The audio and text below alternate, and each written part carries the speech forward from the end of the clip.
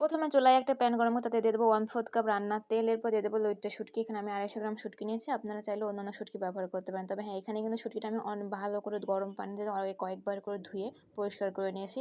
শুটকি রান্নার পূর্বে কিন্তু অবশ্যই ভালো করে কেটে ধুয়ে পরিষ্কার করে নেবেন। এখানে দিয়ে দেবো রসুন আমি 1/2 কাপ।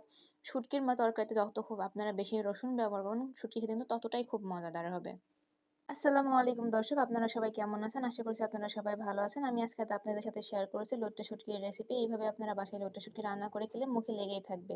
দেখতে পাচ্ছেন আমার শুটকিটা ভাজা হয়ে গেছে। কত সুন্দরভাবে আমি একদম ভাজা, ভাজা করে নিয়েছি যাতে শুটকির মধ্যে কোনো দুর্গন্ধ না থাকে। এভাবে রান্না করলে কিন্তু যে শুটকি কখনো খায়নি সেও শুটকি চেটে-পুটে খেতে বাধ্য হবে।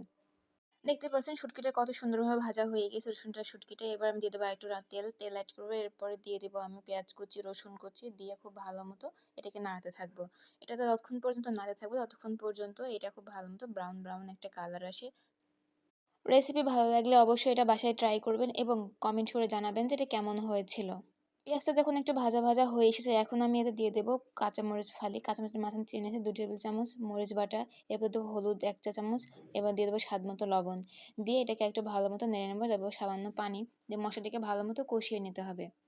মশলাটা ভালো মতো কষানো হয়ে গেলে আমি এটাকে কিছুক্ষণের জন্য দমে রেখে দেবো। দমে রেখে দিয়ে মশলাটা যাতে উপরে তেলটা ভেসে ওঠে ততক্ষণ পর্যন্ত কষাতে হবে। তবে সবসময় মনে রাখবেন তরকারির মসলা আপনি যত সময় নিয়ে যত সুন্দরভাবে কষাবেন তরকারি কিন্তু খেতে ততটাই মজা হবে। এরপর আগে থেকে ভেজে রাখা শুটকিটা আমি এখানে দিয়ে দেবো।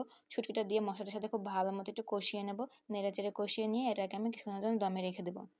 আগের ভিডিওতে যারা কমেন্ট করেছেন সফলতা কতদূর, আমি গাজীপুর থেকে এবং সুখের রাজ্যের রানী আমি নরসিংদী থেকে। কমেন্ট করার জন্য আপনাদেরকে অসংখ্য ধন্যবাদ। আপনারা সবসময় ভালো থাকবেন এবং মজাদার ও সুন্দর মজার রেসিপি পাওয়ার জন্য এনাফ্রেন্ডস বিডি চ্যানেলটার সাথেই থাকবেন। এরপর যে আমি দিয়ে দেবো 1/2 কাপ পরিমাণে পানি। পানিটা দিয়ে খুব ভালো মতো নাড়াচাড়া করে নিতে হবে যাতে মাছের মধ্যে মশলাটা খুব ভালো মতো চলে যায়।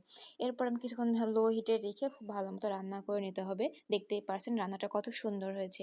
এইভাবে শুটকি রান্না করলে কিন্তু প্লেটের ভাত আর একটাও থাকবে না। চেটেপুটে সব খেয়ে নিতে হবে। এরপরে যত সময় না পর্যন্ত শুটকির একটা আচারের মতো টেক্সচার না আসে তত সময় পর্যন্ত খুব ভালো মতো নেড়ে, নেড়ে রান্না করে নিতে হবে লো হিটে। সাথে থাকার জন্য সবাইকে অসংখ্য ধন্যবাদ। দেখা হবে নতুন কোনো ভিডিওতে, নতুন কোনো রেসিপি নিয়ে। সেই পর্যন্ত সবাই ভালো থাকবেন। আসসালামু আলাইকুম।